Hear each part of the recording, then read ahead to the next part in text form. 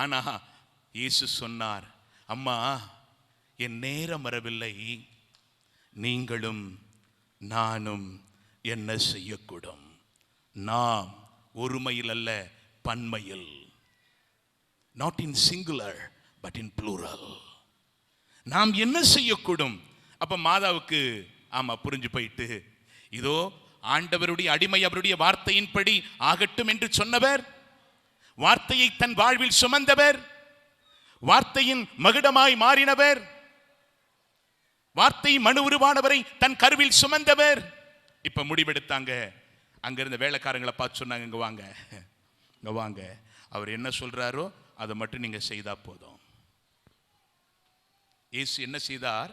மாதா சொல்றதை பார்க்கறாங்க, அவர் என்ன சொல்றாரோ செய்யுங்க. இயேசு என்ன செய்தார்? 6 குடங்களில் தண்ணீரை விளிம்பு வரை நிறுத்த சொன்னார், நிரப்ப சொன்னார். 6 நிறைவின் எண் அல்ல, அது குறைவின் எண். நிறைய நேரத்தில் ஆபத்தான எண் என்றெல்லாம் சொல்லுவார்கள் இல்லையா? முழுமையினுடைய எண் எத்தனை? 7. ஆனால் ஆண்டவர் இயேசு செய்த முதல் அற்புதம் எதுவென்று சொன்னால் அந்த எண் 6. அர்த்தம் என்ன? 7வது கற்சாடியாகி இயேசு கிறிஸ்து நம் வாழ்வில் வருகின்ற பொழுதெல்லாம் குறைகள் மாறும். 6வது வார்த்தையில் நாம் பார்க்கிறோம், யூதர்களின் தூய்மை சடங்கிற்காக வைக்கப்பட்ட 6 கற்சாடிகள் அங்கே இருந்தது. யூதர்களின் தூய்மை சடங்கு அர்த்தம் என்ன? ஒரு இல்லத்திற்குள்ளாக செல்லுகின்ற பொழுது கைகள், முகம், கால்களை எல்லாம் அவர்கள் அலம்பிக் கொண்டு கழுவிக்கொண்டு உள்ளே செல்லுவார்கள். உங்கள் வீட்டின் ஓரமாய் இருப்பீர்களோ, ஓரமாய் ஒதுக்கப்பட்ட நிலையில் இருப்பீர்களோ, ஒடுக்கப்பட்ட நிலையில் இருப்பீர்களோ, மறக்கப்பட்டு மறுக்கப்பட்டு இருப்பீர்களோ, கலங்கி கண்ணீரோடு இருப்பீர்களோ, என் வாழ்வில் எல்லாம் முடிந்து போய்விட்டது என்று நினைப்பீர்களோ, உங்களைத்தான் ஆண்டவர் எடுத்து பயன்படுத்த விரும்புகிறார். உங்களைத்தான் எடுத்து பயன்படுத்த விரும்புகிறார். என்ன ஆசீர்வாதம் பாருங்கள். இப்ப தண்ணீரை எடுத்து கொடுங்கன்னு சொன்னார். ஆண்டவர் இயேசு ஜெபம் செய்தாரா? சிலுவை அடையாளம் வரைந்தாரா? அண்ணாந்து பார்த்தாரா? ஒண்ணுமே செய்யல. அவர் சொன்னபடி கேட்டாங்க, கீழ்ப்படிந்தாங்க, எடுத்துட்டு போய் கொடுத்தாங்க. அவர்கள் சொன்னார்கள், ஐயா, எப்பொழுதும் முதலாவது தரம் நிறைந்த நல்ல திராட்சரசத்தை கொடுத்துவிட்டு பிறகு தரம் குறைந்த திராட்சரசத்தை கொடுப்பார்கள். ஆனால் நீரோ இதுவரையில் தரம் குறைந்த திராட்சரசத்தை கொடுத்துவிட்டு இப்பொழுது தரம் நிறைந்த உயர்ந்த ஒரு ரசத்தை கொண்டு வந்திருக்கிறாயே. அவர்களுக்கு தெரியாது, விவிலியம் சொல்லுகிறது, அவர்களுக்கு தெரியாது தண்ணீர் தான் திராட்சை ரசமாய் மாறினது. ஒருவேளை சுவையற்ற நிலை, சாதாரண தண்ணீராய் நாம் இருக்கலாம். ஆனால் ஆண்டவருடைய வார்த்தைக்கு ஒரு மனிதன் கீழ்ப்படுகின்ற பொழுது அவன் சுவை நிறைந்தவனாய், சுவை மாறினவனாய் மாற்றப்படுகிறான், உருமாற்றப்படுகிறான். கரங்களை தட்டி தெய்வத்தை மிகைப்படுத்துவோம். நேற்றுக்கு தான் சொன்ன, காலையில தான் சொன்னேன், கை தட்டினாக்கா செத்து போனவன் ட்ரம் செட்டு வாசிக்கிற மாதிரி தட்டக்கூடாது, ஒப்புக்கு சப்புக்கு தட்டக்கூடாது, போனா போதுன்னு தட்டக்கூடாது. ஆண்டவரை மாற்றிப்படுத்த திண்டுக்கல்ல எப்படி தட்டுவீங்க?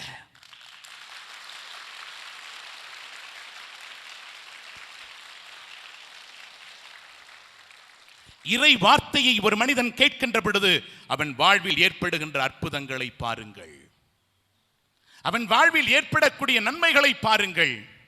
எந்த மனிதனெல்லாம் ஆண்டவருடைய வார்த்தைகளை கேட்பானோ அந்த மனிதன் ஆசீர்வாதத்தை பெறுவான். காலை பொழுதில் பார்த்தோம், 4 நாட்கள் துர்நாற்றம் அடித்து செத்து போய் துர்நாற்றம் அடித்துக் கொண்டிருந்த லாசரின் உடல் இயேசுவின் வார்த்தையை உள்வாங்கினது. செத்து போய் துர்நாற்றம் அடித்த லாசர், துணிகளால் பொதித்து சுற்றி வைத்திருந்த லாசர் ஆண்டவர் இயேசுவினுடைய சத்தத்தை கேட்ட பொழுது எழுந்தான், குதித்தான், வெளியே வந்தான். ஒருவேளை நம் வாழ்வில் எல்லாம் செத்து போய்விட்டது என்று நினைப்போமோ? ஆண்டவர் அவருடைய வார்த்தைகளை நாம் உள்வாங்குகின்ற பொழுது அவர் நம்மை வாழ வைப்பது மட்டுமல்ல, வாழ்வின் நிறைவை கொடுப்பது மட்டுமல்ல, நம் வாழ்வில் நன்மைகள், நன்மையான ஈவுகளை நாம் நினைப்பதற்கும் ஜெபிப்பதற்கும் எதிர்பார்ப்பதற்கு மேலாக அவர் செய்யக்கூடியவராய் இருக்கிறார். எனக்கு பிரியமானவர்களே, மார்க்கு நற்செய்தி 1வது அதிகாரம் 30 இன்னொரு பகுதியை நாம் பார்க்கிறோம். நீங்க வாசிக்க வேண்டாம், பாருங்க. சீமோனுடைய சரி வாசிங்க.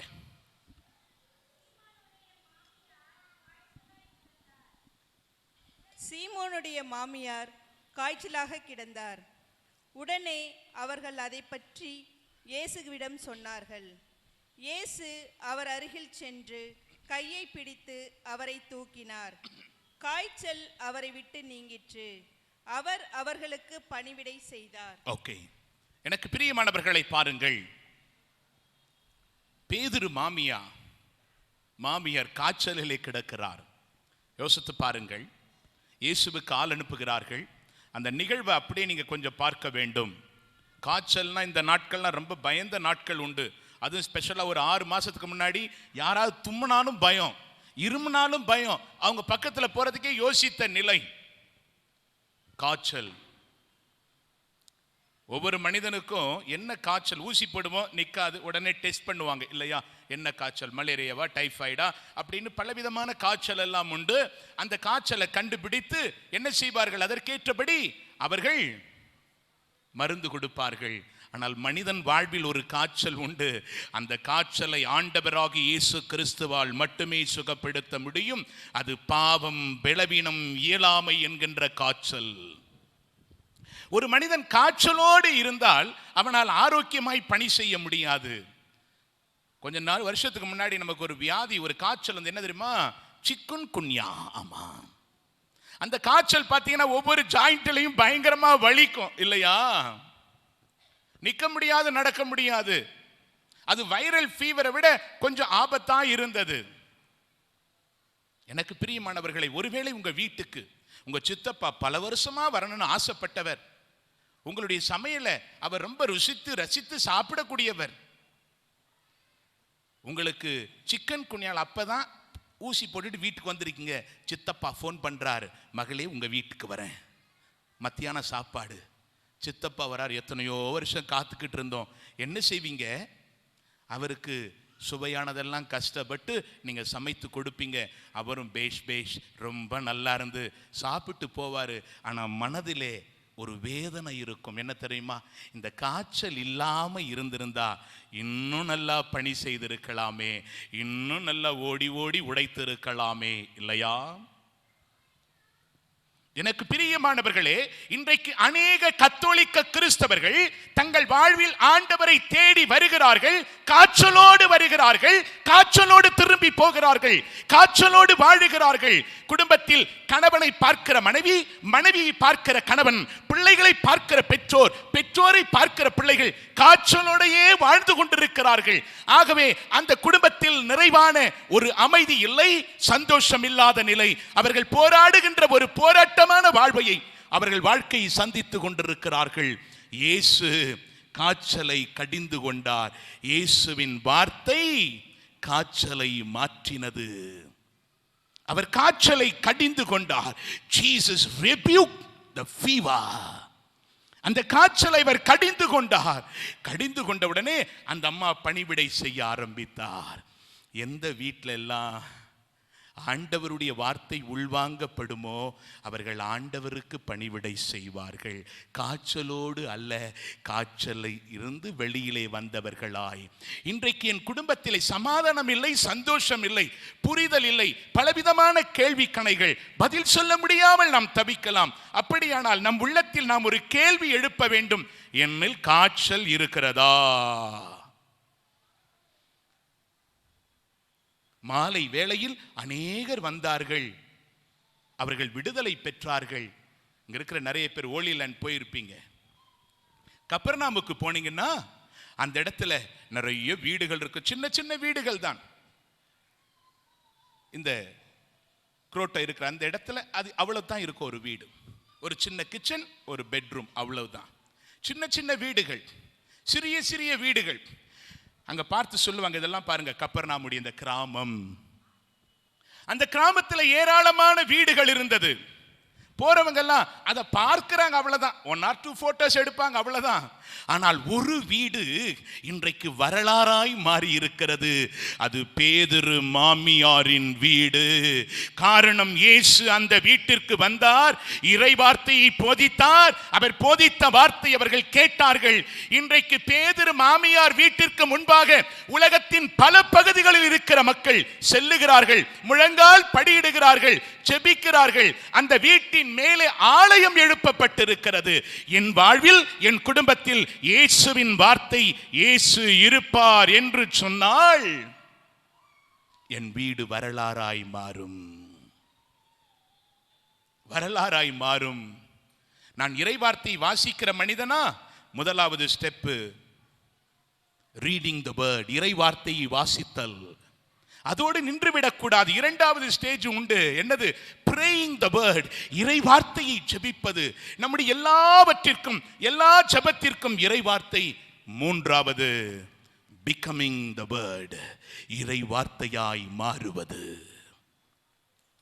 நாம் இறை வார்த்தையாய் மாறுவது. நேற்றைக்கு கேட்டேன், எத்தனை நற்செய்தி புத்தகங்கள்னு. எத்தனை நற்செய்தி புத்தகங்கள்?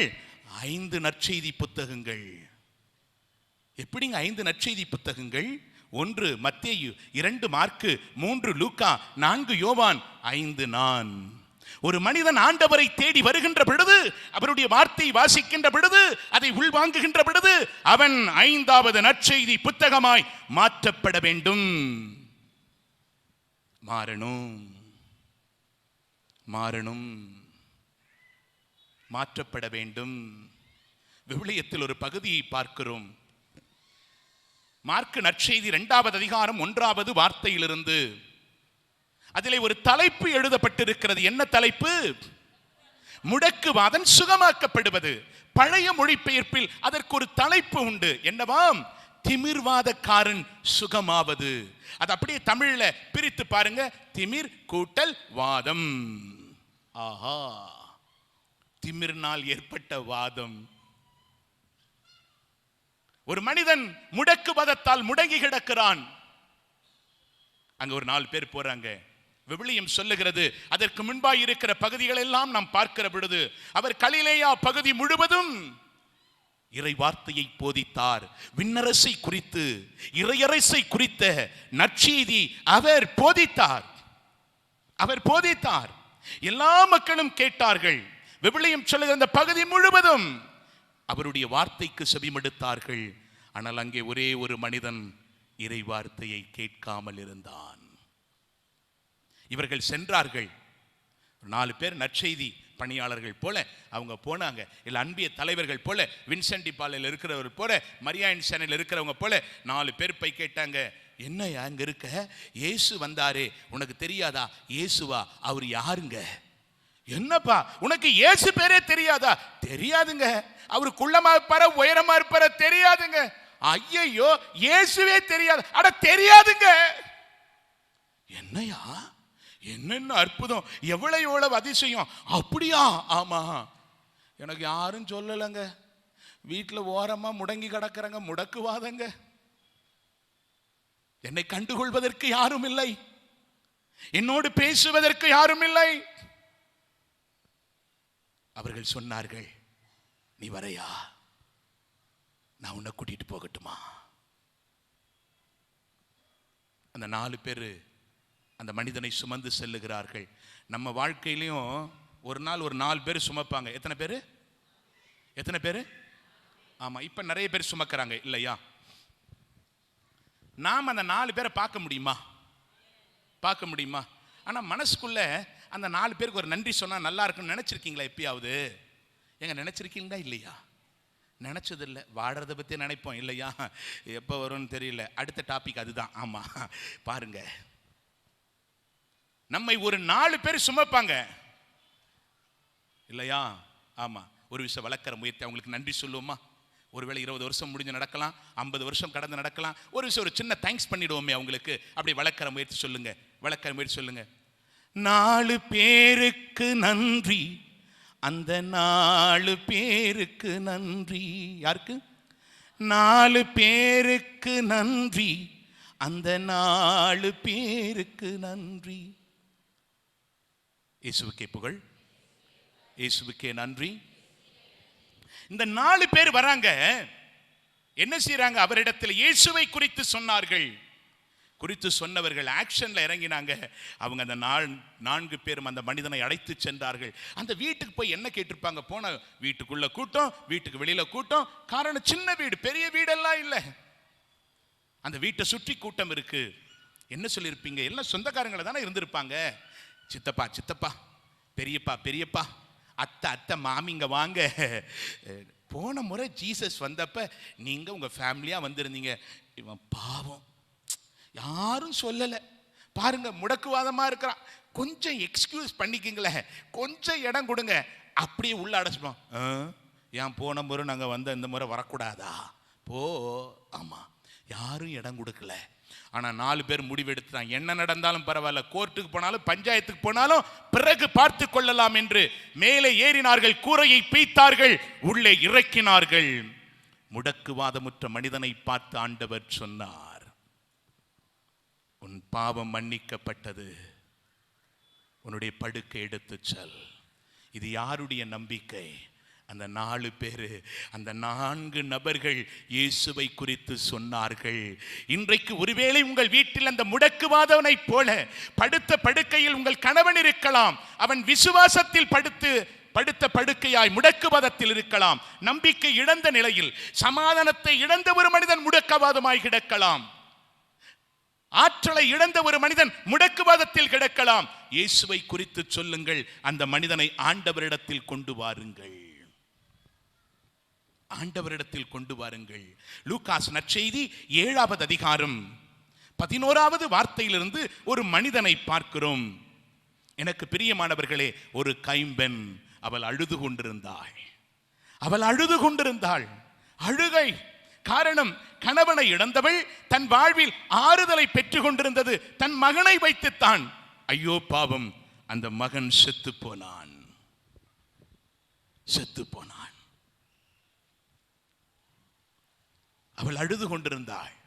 எல்லாரும் என்ன செய்தாங்க? அம்மா அழாதீங்கம்மா, நாங்கெல்லாம் இருக்கிறோம்ல, டோன்ட் வரி, அழாதீர்கள், நாங்க இருக்கிறோம், கவலைப்படாதீங்க, சோர்ந்து போகாதீங்க, நாங்க இருக்கிறோம். எனக்கு பிரியமானவர்களே, அவளுக்கு ஆறுதல் கிடைக்கவில்லை. நம்முடைய வாழ்வில் வேதனைகளையும் வருத்தங்களையும் சந்திக்கின்ற பொழுது, நம்முடைய வாழ்வில் போராட்டங்களை சந்திக்கின்ற பொழுது, நாம் என்ன செய்வதென்று தெரியாமல் தவிக்கின்ற பொழுது, தத்தளிக்கின்ற பொழுது, நம்முடைய வாழ்க்கையில எறும்பு போல இருக்கிற பிரச்சனைய எதிர்வீட்டு அக்கா இடத்துல எடுத்துட்டு போய் சொன்னா, அவ திறமையினால அதை யானை போல மாத்திடுவா. எப்படி? ஆனா யானை போல இருக்கிற ஒரு பிரச்சனைய நம்ம ஆண்டவரிடத்துல கொண்டு வந்தோம்னா, அதை ஒன்றுமில்லாமல் அதை மாற்றி விடுவார். ஒரு மனிதனிடத்தில் நம்முடைய வேதனைகள், அங்கலாய்ப்பு, ஆதங்கங்களை எல்லாம் சொல்லுவோமேயானால், அந்த மனுஷன் என்ன சொல்லுவான்? ஐயோ பாவம், இவ டெய்லி பூசிக்கு வருவாளே, இவளுக்கா இந்த நிலைமை? நல்ல மனுஷன் எவ்வளவு பொறுமையா இருப்பார். ஐயோ பாவம், இப்படி அனுதாபத்தை கொடுப்பார்கள். ஐயா, ஒரு மனிதன் தன்னுடைய வேதனையில் மனிதனை தேடி செல்லுகின்ற பொழுது அவன் அனுதாபத்தை பெறுகிறான். மனிதன் அனுதாபத்தை தான் கொடுப்பான். ஆனால் ஆண்டவரை தேடி செல்லுகின்ற பொழுது, என் வேதனையிலும் வருத்தத்திலும் என்னுடைய கண்ணீரிலும் கதறலிலும் நான் ஆண்டவரை தேடி செல்கின்ற பொழுது, அவர் அனுதாபத்தை கொடுப்பவர் அல்ல, அனுதாபத்தை வெளிப்படுத்தவர் அல்ல. அவர் இரக்கத்தை மனதுருக்கத்தை கொடுப்பவராய் இருக்கிறார்.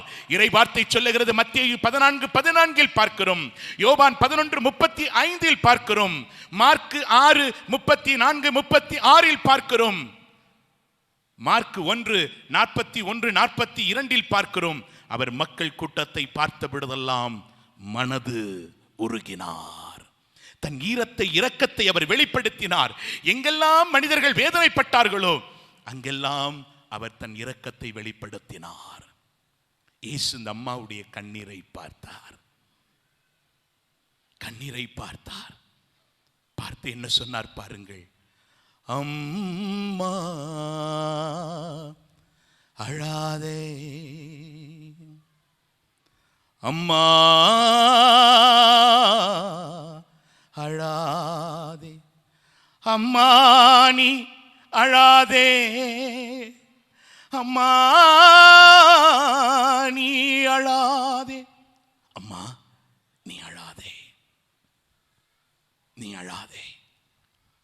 எத்தனையோ பேர் அழாதன்னு சொன்னாங்க, ஆனால் அவள் ஆறுதலை பெற முடியவில்லை, நிறைவை காண முடியவில்லை. இயேசு எப்பொழுது நீ அழாதே என்று சொன்னாரோ, சொன்னவுடன் அவர் செயலில் இறங்கினார். இறைவார்த்தை சொல்லுகிறது, அவர் பாடையிலே சுமந்து கொண்டு சென்ற அந்த இடத்திலே சென்றார். மரித்தவர்களை அழைச்சிட்டு போவோம், அதுக்கு பேர் என்னங்க? நிறைய ஊர்ல வண்டியில தள்ளிட்டு போவாங்க, அது பேர் என்ன சொல்லுங்க? தூம்பா. அப்புறம் என்ன சொல்வீங்க? ஆம்புலன்ஸு. ஆஸ்பத்திரியில் இருக்கிறது. ஆமா, ஆலயத்திலிருந்து அழைச்சிட்டு போறது சொல்லுங்க பார்க்கலாம். ஒவ்வொரு இடத்திலும் ஒவ்வொரு பெயர் வைத்திருப்பார்கள் அல்லவா? கன்னியாகுமரி மாவட்டத்தினுடைய கடைசி பகுதியில் திருவனந்தபுரம் மறை மாவட்டத்தில் தமிழ் பேசக்கூடிய அந்த கத்தோலிக்க கிறிஸ்தவர்கள் 7-9 பங்குகள் இருக்கிறது. அங்கே நாங்கள் தியானம் கொடுக்க செல்வதுண்டு. ஒரு 15 ஆண்டுகளுக்கு முன்பாக அந்த குருவானவர் சொன்னார், ஃபாதர் வாங்க, இப்பதான் கோவாவிலிருந்து இதை வாங்கிட்டு வந்திருக்கோம், ஃபுல்லா கிளாஸ்ட், ரொம்ப அழகா இருந்தது. நான் கேட்டேன், அது எவ்வளவு சாமின்னு கேட்டேன். அவர் சொன்னாரு 1,75,000 ரூபா.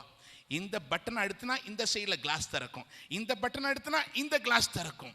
ஆமா, பார்க்கிறதுக்கு அவ்வளவு அழகா இருந்தது. நல்லா கவனிங்க, எல்லாரும் ஒரு நாள், சிறு வயதோ முதிர் வயதோ இளம் வயதோ, ஒரு நாள் இதுல பயணம் செய்யணுமா செய்யக்கூடாதா? இந்த தூம்பாவில் பயணம் செய்யணுமா செய்ய வேண்டாமா? எல்லாரும் செய்துதானே ஆகணும், செய்துதானே ஆகணும். எல்லாரும் ஒரு நாள் இதில் பிரயாணம் செய்ய வேண்டியிருக்கே என்று யாராவது ஒருத்தராவது ஒரு முறையாவது ட்ரை பண்ணியிருப்பீங்களா எப்படி இருக்குன்னு சொல்லிட்டு? இல்லை, யாராவது ட்ரை பண்ணுவோமா? போர் அடிக்குதுன்னு சொல்லி அங்க போய் படுத்து பார்ப்போமா? ஏகோ அதில் படுத்தா நமக்கு பெயரு.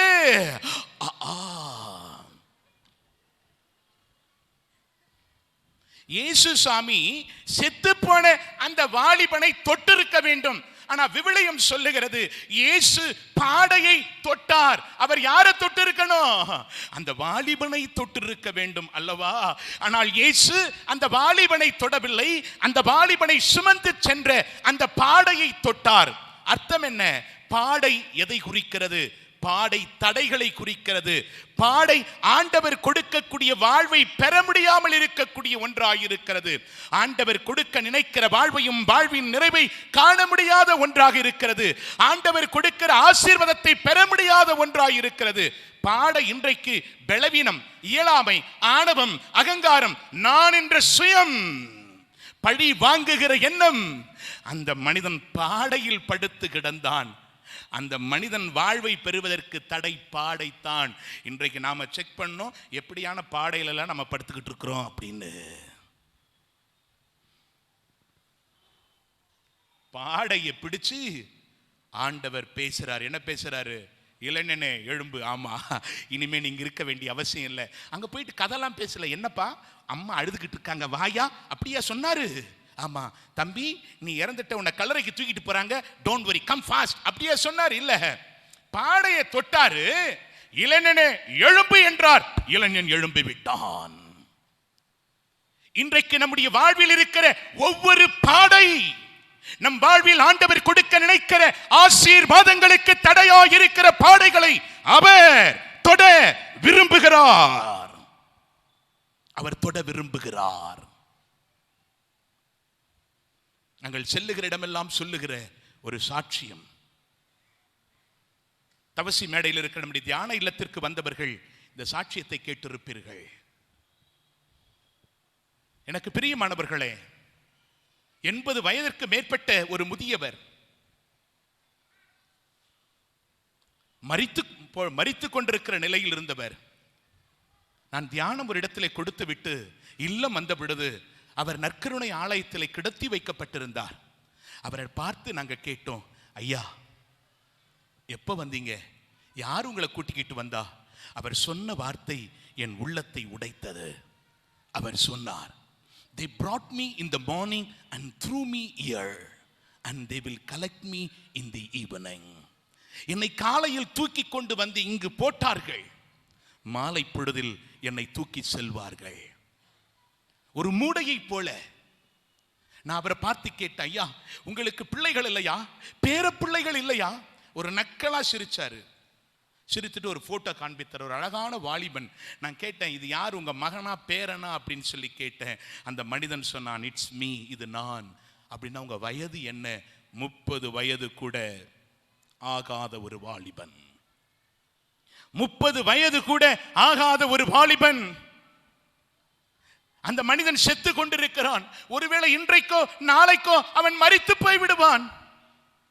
அந்த மனிதனை பார்த்து நாங்கள் ஒரு கேள்வி கேட்டோம், ஐயா ஒருவேளை நீங்கள் நலமாவதற்கான மருத்துவமனையோ மருந்துகளோ மருத்துவரோ ஒரு இடமோ இருக்கும் என்பதை நீங்கள் அறிந்திருந்தால், தெரிந்திருந்தால், கேட்டிருந்தால், கேள்விப்பட்டிருந்தால், நீங்கள் இன்றைக்கு இந்த நற்கருணை நாதர் இயேசு கிறிஸ்துவை தேடி வந்திருப்பீர்களா என்று கேட்ட பொழுது அந்த மனிதன் சொன்னான், சத்தியமா நிச்சயமா நான் வந்திருக்கவே மாட்டேன்.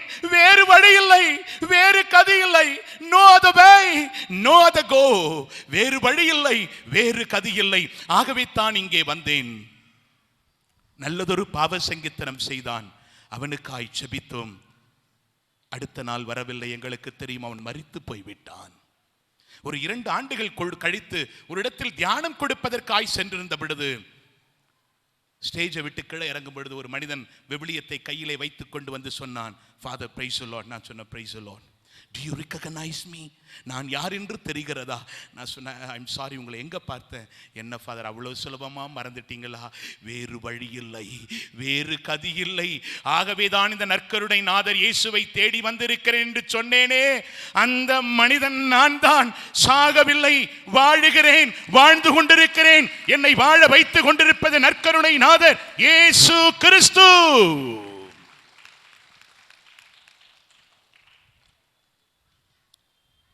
விவிலியத்தில் இப்படியாய் நாம் பார்க்கிறோம். மத்தேயு நற்செய்தி 28வது அதிகாரம் 20வது வார்த்தையில், இதோ உலகம் முடியும் வரை எல்லா நாளும் நான் உங்களோடு இருப்பேன். ஆண்டவர் இயேசு இந்த உலகத்தில் பிறந்தார், வாழ்ந்தார், மரித்தார், உயிர்த்தார், பரலோகம் சென்று விட்டார். அவர் வருவார் என்று நாம் எல்லாம் காத்து கொண்டிருக்கிறோம். ஆனால் விவிலியம் சொல்லுகிறது, உலகம் முடியும் வரை எல்லா நாளும் நான் உங்களோடு இருப்பேன். அவர் எப்படி இருப்பார்? விவிலியம் விளக்கம் சொல்லுகிறது. திருவெளிப்பாடு 21வது அதிகாரம் 3-4 பார்க்கிறோம். அவர் மக்கள் நடுவில் இருப்பார். அவர்கள் அவருக்கு பிள்ளைகளாய், அவர் கடவுளாய் இருப்பார். மக்கள் நடுவில் என்ன செய்வார்? யோவான் 10:10 பார்க்கிறோம். திருடனுக்கு 3 குவாலிட்டிஸ் உண்டு, 3 குவாலிட்டிஸ், 3 குணநலன்கள். என்ன? திருடன் திருடுவதற்கும் அழிப்பதற்கும் கொல்வதற்கும் அன்றி வேறு எதற்கும் வருவதில்லை. ஆனால் நாமோ நம்முடைய ஆடுகள் வாழ்வையும் வாழ்வின் நிறைவை பெறும்படியாக வந்திருக்கிறோம். அதை எப்படி கொடுப்பார்? அந்த வாழ்வின் நிறைவை எப்படி காணச் செய்வார்? யோவான் நற்செய்தி 6வது அதிகாரம் 35-48 பார்க்கிறோம். நானே உயிருள்ள உணவு. I am the living bread. நானே உயிருள்ள உணவு. உங்களிடத்தில் ஒரு கேள்வி, 2ஆம் வருகை இருக்கா இல்லையா? சொல்லுங்க. இருக்கின்றவங்கள கைகளை உயர்த்துங்க. 2ஆம் வருகை, 2ஆம் வருகை. ஏன்னா பைபிள்ல நாம் பார்க்கிறோம், ஒவ்வொரு திருப்பலியும் நாம சொல்லுகிறோம், இயேசு மரித்தார், உயிர்த்தார், மீண்டும் வருவார். சொன்னாலும் சொல்லனாலும் இயேசு வரப்போவது உறுதி. அப்படிதானே? ஆமா, அவர் வருவார். ஆனா விவிலியம் சொல்லுகிறது, அவர் எப்பொழுது வருவார் என்று அவருக்கு தெரியாதா? மானிட மகனுக்கு தெரியாது, தூதர்களுக்கு தெரியாது. அவர் திருடனை போல வருவார். அவர் வருவது உறுதி. ஆனா இப்பதான் முக்கியமான கேள்வி. நீங்க கையை உயர்த்தினாலும் அவர் வருவார் இல்லையம்மா? அதுதானே உண்மை. இப்பதான் முக்கியமான கேள்வி. அவர் வருகிற பொழுது இங்க இருக்கிற யாருக்கெல்லாம் வாய்ப்பு இருக்கு, அவங்க மட்டும் கைகளை உயர்த்துங்க.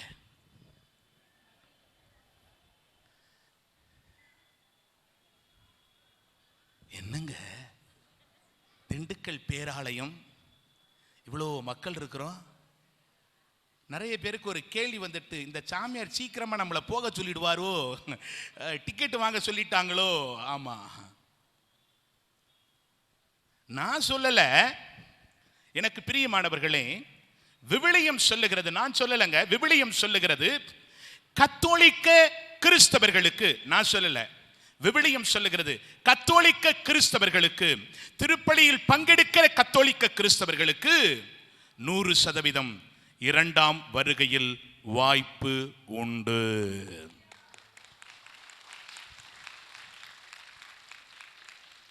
இந்த கேள்விக்கு பதில் சொல்றதுக்கு முன்னாடி இன்னொரு கேள்வி உங்களிடத்தில் கேட்க ஆசை.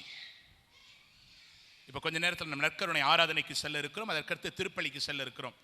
ஒருவேளை எல்லாராலும் திருப்பலிக்கு வருவது கடினமா இருக்கலாம். ஞாயிற்றுக்கிழமை பூசை பார்க்கிறவங்க எல்லாம் கைகளை உயர்த்துங்க பார்க்கலாம். நல்ல கைகளை உயர்த்துங்க. ஞாயிற்றுக்கிழமை பூசை பார்க்கிறவங்க நின்றுகிட்டு இருக்கவங்க கூட எல்லாரும் பின்னாடி நின்றுகிட்டு இருக்க கூட ஞாயிற்றுக்கிழமை பூசை பார்க்கிறவங்க எல்லாம் கைகளை உயர்த்துங்க. ஃபாதர் ஞாயிற்றுக்கிழமை நான் பூசை பார்க்கறது உண்டு அப்படின்ற கை உயர்த்துங்க. இந்த பாவத்தை இனி செய்யாதீங்க, கைகளை கீழே போடுங்க. இது என்ன சினிமாவா சீரியலா பார்க்க வந்திருக்கிறியா? ஐயா, திருப்பலி பார்வையாளர்களின் நேரம் அல்ல, இது பங்கெடுப்பாளர்களின் நேரம். நம்முடைய பாப்பரசர் இரண்டாம் அருட்சின்னப்பர் சொல்லுவார், every eucharistic celebration is a celebration wherein the heaven comes down. ஒவ்வொரு திருப்பலி வேளையிலும் பரலோகமே இந்த பூலோகத்தை தேடி வருகின்றது. தந்தை பியோ அடிகளார் சொல்லுவார், மனிதன் இந்த உலகத்தில் சந்திரனும் சூரியனும் இல்லாமல் வாழ முடியும், ஆனால் திருப்பலி இல்லாமல் வாழ முடியாதே. குழந்தை தெரசம்மாள் சொல்லுவாங்க, அவர் முதலாக நற்கருணை பெற்ற பொழுது இந்த உலகம் முழுவதையும் இந்த சிறு உள்ளத்தில் நற்கருணை வடிவில் நான் பெற்றுக் கொண்டேன். இந்த உலகம் முழுவதையும் நற்கருணை வடிவில் இந்த சிறு இதயத்தில் நான் இந்த நற்கருணை வடிவிலை பெற்றுக்கொண்டேன் என்று சொல்லி, எனக்கு பிரியமானவர்களே, ஆண்டவர் வாழுகிறார். அவர் வாழ்வின் நிறைவை கொடுக்கக்கூடியவராயிருக்கிறார். நாம் பார்வையாளர்களாய் அல்ல, பங்கெடுப்பாளர்களாய் வாழ்வதற்காக, திருப்பலியை கொண்டாடுவதற்காக அழைக்கப்பட்டிருக்கிறோம். இந்த உலகத்தில் எத்தனையோ கொண்டாட்டங்கள் உண்டு, ஆனால் ஒரே ஒரு கொண்டாட்டம் மட்டும்தான் வாழ்வையும் வாழ்வின் நிறைவை கொடுக்கிற கொண்டாட்டம், நம்மை வாழ வைக்கிற கொண்டாட்டம். அது திருப்பலி கொண்டாட்டம். கத்தோலிக்க கிறிஸ்தவர்களுக்கு இரண்டாம் வருகையில் 100% வாய்ப்பு இருக்கிறது என்று விவிலியம் சொல்லுகிறது. எஸ், யோவான் நற்செய்தி 6வது அதிகாரம் 54வது வார்த்தை. அதை புரிந்து கொள்வதற்கு 48 58 வரை வாசியுங்கள், பார்க்கலாம். வாழ்வு தரும் உணவு நானே. உங்கள் முன்னோர் பாலை நிலத்தில் மன்னாவை உண்ட பொழுதிலும் அவர்கள் செத்து போனார்கள், மடிந்து போனார்கள். நம்முடைய மூதாதையர்கள் பாலை நிலத்தில் மன்னாவை சாப்பிட்டாங்க. நேற்றுக்கு பார்த்தோம், சைவம் ஆண்டு கொடுத்தார், அசைவமும் கொடுத்தார். ஆனால் அவர்கள் செத்து போனார்கள், வாழ்வை காண முடியவில்லை. அடுத்த வார்த்தை சொல்லுகிறது, வாசியுங்கள். உங்கள் முன்னோர் பாலை நிலத்தில் மன்னாவை உண்டனர், உண்ட போதிலும் இறந்தனர். உண்பவரை இரவாமல் சாகாமல் செய்கின்ற உணவு விண்ணகத்திலிருந்து இறங்கி வந்த இந்த உணவே. மனிதனை இந்த உலகத்தில் வாழ வைக்கின்ற ஒரு உணவு உண்டு. மனிதனுக்கு வாழ்வையும் வாழ்வின் நிறைவை கொடுக்கக்கூடிய ஒரு உணவு உண்டு. அது விண்ணகத்திலிருந்து இறங்கி வந்த இந்த உணவே. தொடர்ந்து, விண்ணகத்திலிருந்து இறங்கி வந்த வாழ்வு தரும் உணவு நானே. இந்த உணவை எவராவது உண்டால் அவர் என்றுமே வாழ்வார். மேலே நல்ல கவனிங்க, என்னுடைய சதையை உணவாக கொடுக்கிறேன், அதை இந்த உலகு வாழ்வதற்காக நான் கொடுக்கிறேன். அது வரையில நன்றாக கவனியுங்கள். விவிலியத்தில் பார்க்கிறோம், ஆண்டவராகிய இயேசு கிறிஸ்து செய்த எல்லா அற்புதங்களையும் ஏற்றுக்கொண்டவர்கள், அவர் சொன்ன போதனைகளை எல்லாம் உள்வாங்கினவர்கள், எல்லாவற்றிற்கும் ஆம் ஆம் ஆம் என்று சொன்னவர்கள், அவரோடு இருந்த சீடர்கள் கூட அவர் சொன்ன எல்லா போதனைகளையும் ஏற்றுக்கொண்ட அவர்களால் ஒரே ஒரு போதனையை மட்டும் அவர்களால் ஏற்றுக்கொள்ள முடியவில்லை. அது என்ன? நற்கருணையின் மறை பொருளை குறித்து ஆண்டவர் இயேசு சொன்ன பொழுது அவர் சொன்னார், என்னுடைய சதையை உணவாக கொடுக்கிறேன், அதை இந்த உலகு வாழ்வதற்காக கொடுக்கிறேன். அவர்களால் ஏற்றுக்கொள்ள முடியவில்லை. காரணம் என்ன? காரணம் என்ன? அவர்களால் எல்லாவற்றையும் ஏற்றுக்கொள்ள முடியும். அவங்க பார்த்தாங்க, நாங்க என்ன காட்டு மிராண்டிகளா மனிதனுடைய சதையை தின்பதற்கு என்ற வாக்குவாதம் அவர்களுக்குள்ளாக சென்றது. என்ன செய்துட்டாங்க? அந்த குரூப் அப்படியே எழும்பி நடந்துட்டாங்க, வாக் அவுட் பண்ணிட்டாங்க. உடனே இயேசு, என்னப்பா இத்தனை வருஷமா நம்ம கூட இருந்திருக்கிறான், ஒரு பிஸ்னஸில் ஏதாவது மிஸ் அண்டர்ஸ்டாண்டிங் வந்தால் என்ன செய்வாங்க? ஒரு 4 ஃப்ரெண்ட்ஸை கூப்பிட்டு உட்கார வைத்து காம்ப்ரமைஸ் பண்ணுவாங்க. என்ன செய்வாங்க? ஆமாம், காம்ப்ரமைஸ் பண்ண ரொம்ப நாள் ஓடாதுங்க, ரெக்கன்சிலியேஷன் தாங்க சரியாகும். பார்த்தீர்களா? ஆனால் ஆண்டவர் காம்ப்ரமைஸ் பண்ணல. There cannot be any compromise or any justification for the Eucharist. ஆம் என்றால் ஆம், இல்லை என்றால் இல்லை. அவங்க வெளியில போயிட்டாங்க, ஆண்டவர் போயிட்டு அவங்களை கூப்பிட்டு வாங்கன்னு சொன்னாரா? இப்பதான் ஆண்டவர் அழுத்தமா பேசுறாரு. இறை வார்த்தையை கவனியுங்கள். இயேசு அவர்களிடம் உறுதியாக நான் உங்களுக்கு சொல்லுகிறேன், மானிட மகனுடைய சதையை உண்டு அவருடைய இரத்தத்தை குடித்தால் ஒழிய நீங்கள் வாழ்வை காண முடியாது. There cannot be life without the body of Jesus and the blood of Jesus. There cannot be life without the Eucharist. இந்த உலகத்தில் வாழ்வை மனிதன் காண வேண்டும் என்று சொன்னால், வாழ்வின் நிறைவை காண வேண்டும் என்று சொன்னால், அது நற்கருணை, நற்கருணை, நற்கருணை. ஆகவே தான் ஒரு பழைய பாடல் உண்டு, பூசை பழிப்போல் பாக்கிய செல்வம் இப்புவியில் இல்லையே, புவி நிரம்ப பொன் தந்தாலும் பூசைக்கு ஈடில்லையே. கூகுள்ல போயிட்டு சர்ச் பண்ணி பாருங்க. டாக்டர் ஸ்காட் ஹார்ன், ஒரு புரோட்டஸ்டன்ட் பிரீச்சர், பைபிள் ஸ்காலர், எத்தனையோ பாஸ்டர்களை உருவாக்கின ஒரு மனிதன். அமெரிக்கா தேசத்தில் அவர் லேம்ப் ஆஃப் காட், இறைவனின் செம்மறி என்ற ஒரு தலைப்பை ஆராய்ச்சி செய்து கொண்டிருந்தார். அப்படி இறைவனின் செம்மறி என்ற தலைப்பை ஆராய்ச்சி செய்து கொண்டிருந்த அவருக்கு உதவி செய்வதற்காக ஒருவர் இருந்தார். அவர் ஒரு கத்தோலிக்கர். ஸ்காட் ஹார்ன் ஒரு புரோட்டஸ்டன்ட் பைபிள் ஸ்காலர். ஒரு நாளும் ஒரு பொழுதும் கத்தோலிக்க ஆலயத்திற்குள்ளாக அவர் நுழைந்ததே இல்லை. அசிஸ்டன்ட் இடத்துல சொன்னாரு, நாளைக்கு நம்ம இந்த குறிப்பிட்ட லைப்ரரிக்கு போக வேண்டும், நீங்க வருவீங்களா? எஸ், நாம் வருவோம். ஒருவேளை லேட் ஆயிட்டுனாக்கா நீங்க சர்ச்சுக்கு வந்துருங்க, நான் பூசைக்கு போயிடுவேன், பூசை முடிந்த உடனே நான் உங்களோட வந்துடுறேன். லேட் ஆயிட்டு அவருடைய நண்பர் பூசைக்கு போயிட்டார். முதலாக டாக்டர் ஸ்காட் ஹார்ன் கத்தோலிக்க ஆலயத்திற்குள்ளாக காலெடுத்து வைக்கிறார். திருப்பலி ஜெபம் இந்த மனிதனால் ஜீரணிக்க முடியவில்லை. இந்த திருப்பலி ஜெபம் சொல்லிக் கொண்டிருந்த பொழுது இந்த மனிதனுடைய உள்ளத்தில் ஆவியானவர் தூண்டுகிறார். இது பைபிள் அங்க இருக்கு, அங்க இருக்கு, இங்க இருக்கு, இங்க இருக்கு, அங்க இருக்கு, இங்க இருக்கு, அங்க இருக்கு. ஆஹா, திருப்பலி எல்லாம் விவிலியத்தின் மறைபொருளோ. அடுத்த நாள் தானாக வந்தார், அடுத்து வந்தார், அடுத்து வந்தார், அடுத்து வந்தார்.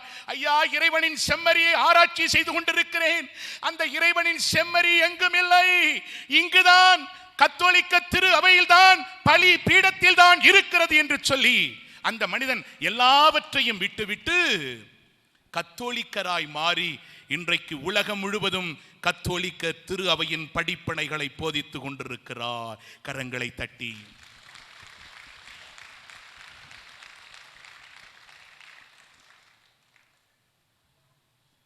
இயேசு இப்பொழுது சொன்னார், தொடர்ந்து வாசியுங்கள். நான் உங்களுக்கு உறுதியாக சொல்லுகிறேன், மானிட மகனின் சதையை உண்டு அவருடைய இரத்தத்தை குடித்தால் ஒழிய நீங்கள் வாழ்வை காண முடியாது. மேலே, எனது சதையை உண்டு என் இரத்தத்தை குடிப்பவர் நிலை வாழ்வை கொண்டிருக்கிறார். அடுத்த வார்த்தை உங்க பைபிள்ல கோடிட்டு வைங்க. நானும் அவரை இறுதி நாளில் உயிர் தெழ செய்வேன். அவர் வருகிற பொழுது நாம உயிரோடு இருந்தாலும் இல்லைனாலும் பிரச்சனை இல்லை. அவருடைய உடலை உண்ணுகிறவர்கள், இரத்தத்தை குடிப்பவர்கள், அர்த்தம் திருப்பலியில் பங்கெடுக்கிறவர்கள், அவர் வருகிற பொழுது உயிரோடு எழுப்பப்படுவார்கள். கரங்களை தட்டி தெய்வத்தை மகிமைப்படுத்துவோம். கடந்த சில ஆண்டுகளாக நாங்கள் செல்லுகிற இடமெல்லாம் ஒரு காரியத்தை குறித்து நாங்கள் பகிர்ந்து கொண்டிருக்கிறோம் மக்களிடத்தில். என்ன தெரியுமா? நீங்கள் பூசைக்கு வருகின்ற பொழுது, திருப்பலிக்கு வருகின்ற பொழுது ஒரு காரியத்தை உங்கள் வாழ்வில் நீங்கள் மறந்துவிடக்கூடாது. தபசி மேடையில் இருக்கிற நம்முடைய தியான இல்லத்தில் தியானத்தில் ஒவ்வொரு முறையும் அநேக முறை இந்த வார்த்தைகளை பகிர்ந்து கொள்கிறோம். நீங்க தயவு செய்து பூசைக்கு வரும் பொழுது குருக்களாகி எங்களை மதிக்காதீர்கள். என்னது? ஆஹா, மோசமான டீச்சிங்கா இருக்கும் போல இருக்கு. நீங்க திருப்பலிக்கு வருகிற பொழுது குருக்களாகி எங்களை மதிக்காதீர்கள், குருக்களாகி எங்களை அன்பு செய்யாதீர்கள். குருக்களாகி எங்களை கருப்பா இருக்கிறமா, சிவப்பா இருக்கிறமா, முண்டை கண்ணா இருக்கா, குடி கண்ணா இருக்கா, முகத்துல சுழி விழுதா, குழி விழுதா, இதெல்லாம் பார்க்காதீங்க. எங்களை நீங்க நேசிக்க கூடாது.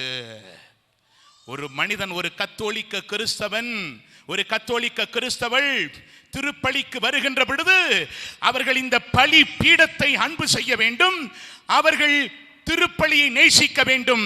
ஒரு மனிதன் திருப்பலியை நேசிக்கின்ற பொழுது, ஒரு மனிதன் பலிபீடத்தை அன்பு செய்கின்ற பொழுது, அந்த குருவானவரை மறு கிறிஸ்துவாய், அவன் தெய்வ பயத்தோடு மதிக்கிறவனாய், தெய்வ பயத்தோடு அன்பு செய்யக்கூடியவனாய் மாறுவான். அந்த குருவானவரை அவனால் குருவானவரை காண முடியாது. அவரில் இயேசுவை அவர்கள் காணக்கூடிய ஒரு நிலையை காண முடியும். திருப்பலியை நேசித்து பாருங்கள், பலிபீடத்தை நேசித்து பாருங்கள். நம் உடைபட்ட நிலையை சுகமாக்குகிற ஒருவர் உண்டு, அவர் நற்கருணை நாதர் இயேசு. 1 கொரிந்தியர் 11வது அதிகாரம் 23 நாம் பார்க்கிறோம். ஒவ்வொரு திருப்பலியிலும் குருவானவர் சொல்லக்கூடிய அந்த வார்த்தை, அவர் அப்பத்தை எடுத்து நன்றி செலுத்தி அதை பிட்டு தன் சீடர்களுக்கு கொடுத்தார். இதை ஆங்கிலத்திலே பார்க்கிற பொழுது ஒரு ஆழமான மறைபொருள் உள்ளே இருக்கிறது. Jesus took the bread and he gave thanks and he broke the bread. He broke the bread. அவர் அப்பத்தை உடைத்தார். அர்த்தம் என்ன? Are you broken? Jesus breaks himself to heal your brokenness. நீங்கள் உடைபட்ட நிலையில் இருப்பீர்களோ, உடைந்து போன நிலையில் இருப்பீர்களோ, உங்கள் உடைபட்ட நிலையை சுகமாக்க தெய்வம் தன்னை உடைத்து கொடுக்கிறார். நாம் இப்பொழுதெல்லாம் உடைபட்டிருப்போமா? நற்கருணை நாதர் இயேசுவை தேடி வருகின்ற பொழுது, திருப்பலியை தேடி வருகின்ற பொழுது என்ன சொல்லுவார்? திருப்பாடல்கள் 34வது அதிகாரம் 18வது வார்த்தையில் காண்கிறபடி, உடைந்த உள்ளத்தோருக்கு அருகில் அவர் இருக்கிறார், நைந்த நெஞ்சத்தோரை அவர் தேற்றுவார். நம்முடன் இருக்கிறார்.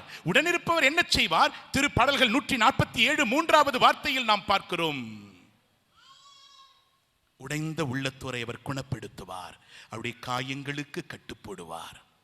உடைந்த நிலையோ, காயப்பட்ட நிலையோ, கண்ணீரோடு இருக்கிற நிலையோ, வெளியில் என்ன சொல்வதென்று தெரியாமல் போராடி கொண்டிருப்பவர்களோ, வெளியில் சிரித்து உள்ளே அழுது கொண்டிருப்பவர்களோ, நாம் இதோ இந்த நற்கருணை நாதர் இயேசுவின் பரிசுத்த பிரசனத்தில் நம்மை ஒப்பு கொடுப்போம்.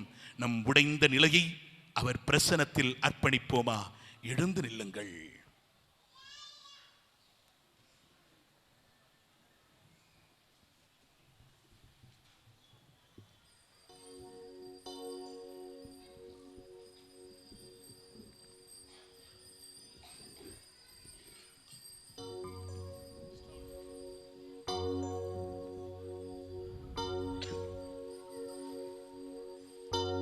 முழங்கால் படியிடுவீர்களா?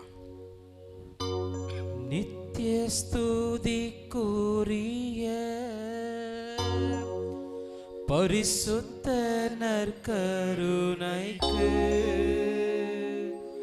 பக்தியாய் ஆராதனை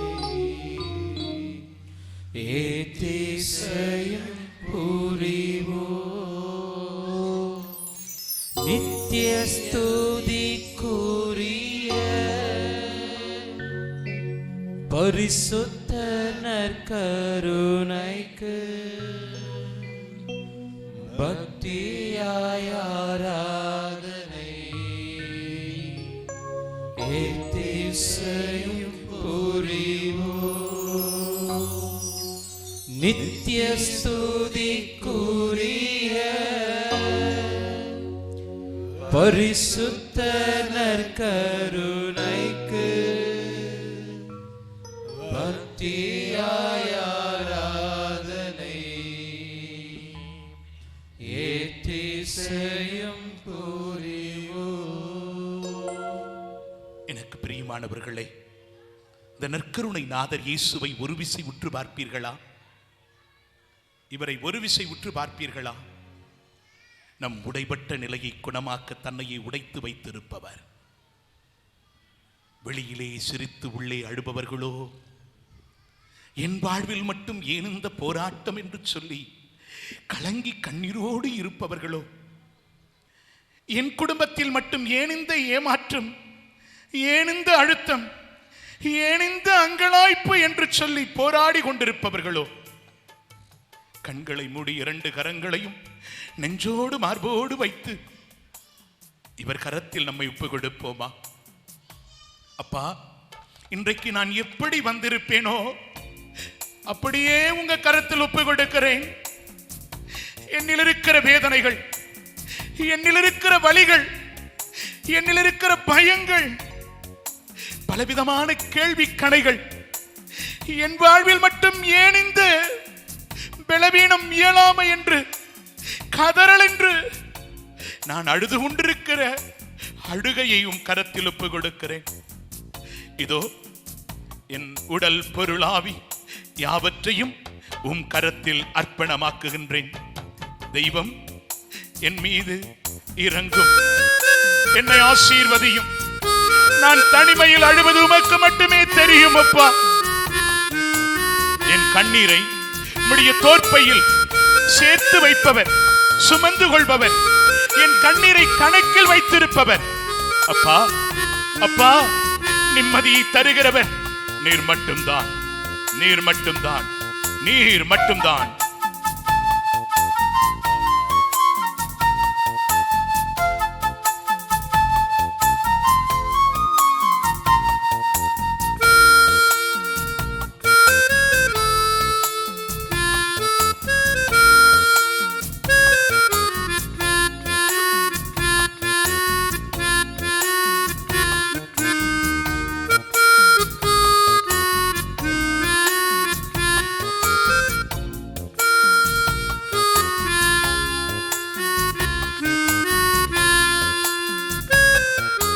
நிம்மதியை தரும் இயேசு நிறைவாழ்வை தருகிறவர் உன்னை அழைக்கிறார், உன்னை ஒற்று பார்க்கிறார். நிம்மதியை தரும் இயேசு நிறைவாழ்வை தருகிறவர் உன்னை அழைக்கிறார், உன்னை உற்று பார்க்கிறார்.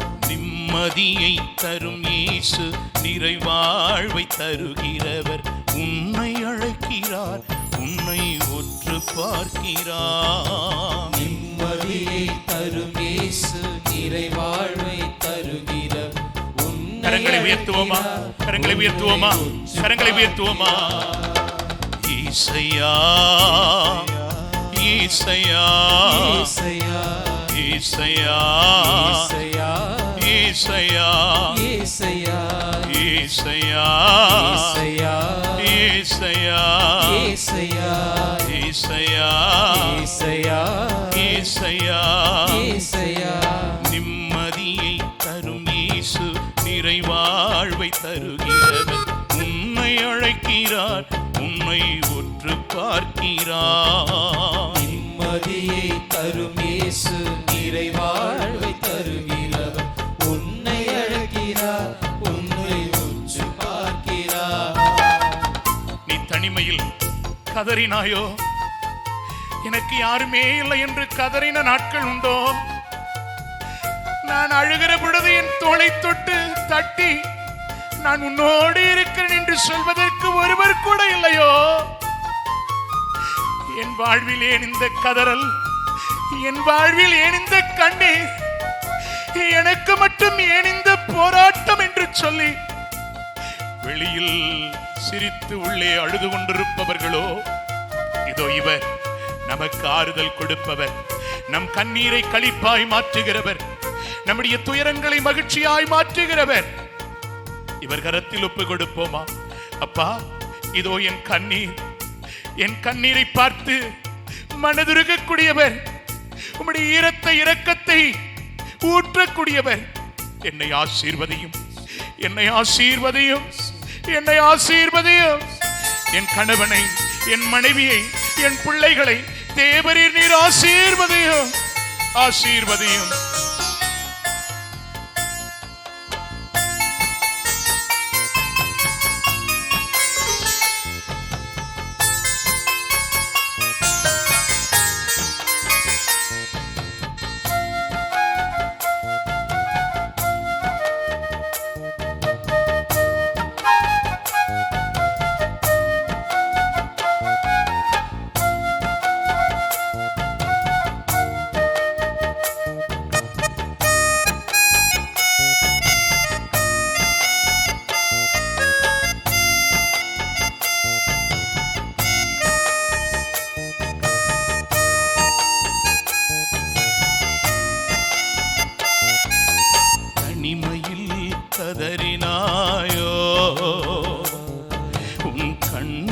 கண்ணீரை இயேசு கண்டார்.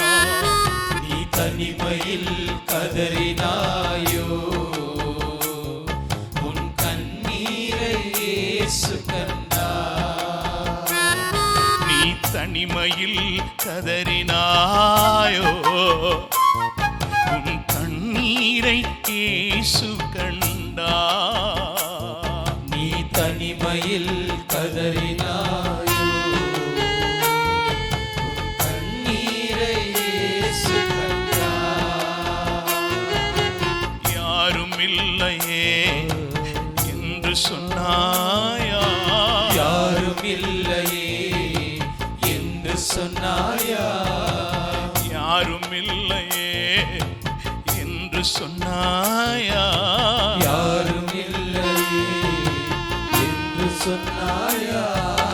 கைவிடாத இயேசு உண்டு கலங்கி போகாதே, கைவிடாத இயேசு உண்டு கலங்கி போகாதே, கைவிடாத இயேசு உண்டு கலங்கி போகாதே, கைவிடாத இயேசு உண்டு கலங்கி போகாதே, கைவிடாத இயேசு உண்டு கலங்கி போகாதே. கைவிடாத இயேசு உண்டு கலங்கி போகாதே. நிம்மதியை தரும் இயேசு இறைவாழ்வை தருகிறவர், உன்னை அழைக்கிறார், உன்னை உற்று பார்க்கிறார். நிம்மதியை தரும் இயேசு நிறைவாழ்வை தருகிறவர், உன்னை அழைக்கிறார், உன்னை கரங்களை உயர்த்துவோமா? பார்க்கிறார். ஈசையா ஈசையா இயேசையா, இயேசையா, ஈசையா ஈசையா இயேசையா, இயேசையா, ஈசையா ஈசையா இயேசையா, இயேசையா, ஈசையா ஈசையா இயேசையா, இயேசையா. நிம்மதியை தரும் இயேசு நிறைவாழ்வை தருகிறவர், உன்னை அழைக்கிறார், உன்னை உற்று பார்க்கிறார்.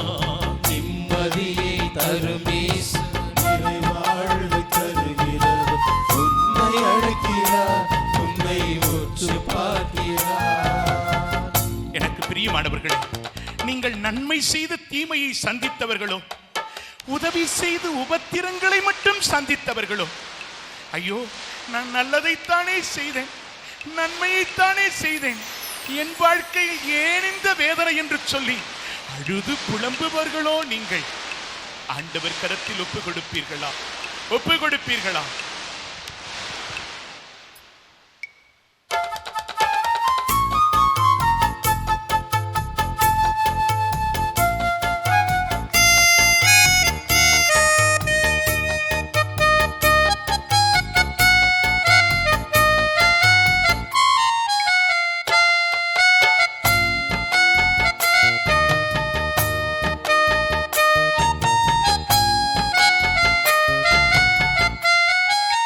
நன்மை செய்ய தீமையானதோ, அந்த தீமையிலும் நன்மை செய்வார். நீ நன்மை செய்ய தீமையானதோ, அந்த தீமையிலும் நன்மை செய்வார். நீ நன்மை செய்ய தீமையானதோ, அந்த தீமையிலும் நன்மை செய்வார். நீ நன்மை செய்ய தீமையானதோ, அந்த தீமையிலும் நன்மை செய்வார். ஈன் பாடுகள் என்று சொன்னாயா, ஏன் பாடுகள் என்று சொன்னாயா, ஏன் பாடுகள் என்று சொன்னாயா, ஏன் பாடுகள் என்று சொன்னாயா,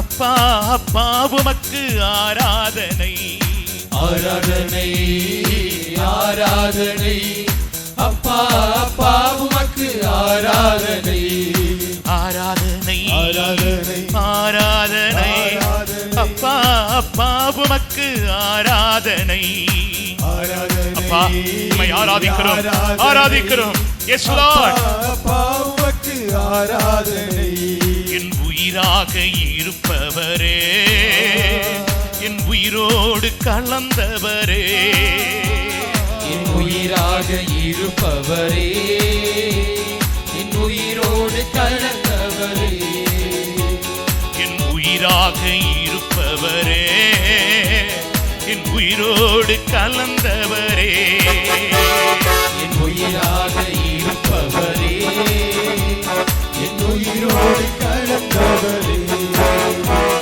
என் உயிராக இருப்பவரே என் உயிரோடு கலந்தவரே என் உயிராக இருப்பவரே என் உயிரோடு கலந்தவரே சொல்லுவோமா ஆராதனை ஆராதனை ஆராதனை ஆராதனை அப்பா அப்பா உமக்கு ஆராதனை ஆராதனை ஆராதனை அப்பா அப்பா உமக்கு ஆராதனை யெகோவா ஈரே ஆராதனை யெகோவா ஈரே ஆராதனை யெகோவா ஈரே ஆராதனை யெகோவா ஈரே ஆராதனை எல்லாமே பார்த்துக் கொள்வீர் ஆராதனை எல்லாமே பார்த்துக் கொள்வீர் ஆராதனை யெகோவா நிசியே ஆராதனை யெகோவா நிசியே ஆராதனை யெகோவா நிசியே ஆராதனை யெகோவா நிசியே ஆராதனை வெற்றி தந்து மகிழ்வீர் ஆராதனை வெற்றி தந்து மகிழ்வீர் ஆராதனை அல்லேலூயா அல்லேலூயா அல்லேலூயா அல்லேலூயா கண்களை மூடி கரங்களை தட்டி அல்லேலூயா அல்லேலூயா அல்லேலூயா அல்லேலூயா அல்லேலூயா அல்லேலூயா அல்லேலூயா அல்லேலூயா அல்லேலூயா அல்லேலூயா அல்லேலூயா அல்லேலூயா அக்கினியாம் ஆவியே பரிசுத்த ஆவியே அக்கினியாம் ஆவியே பரிசுத்த ஆவியே அக்கினியாம் ஆவியே பரிசுத்த ஆவியே அக்கினியாம் ஆவியே பரிசுத்த ஆவியே அக்கினியா எங்கள் மேல் இறங்கிடுமே அக்கினியா எங்கள் மேல் இறங்கிடுமே அல்லேலூயா அல்லேலூயா அல்லேலூயா அல்லேலூயா அல்லேலூயா அல்லேலூயா அல்லேலூயா அல்லேலூயா அல்லேலூயா அல்லேலூயா அல்லேலூயா அல்லேலூயா அல்லேலூயா அல்லேலூயா கரங்களை தட்டி கண்களை மூடி வானம் திறந்து வெண்புறா போல இறங்கி வர வேண்டும் தீபாவல்லமை தர வேண்டும்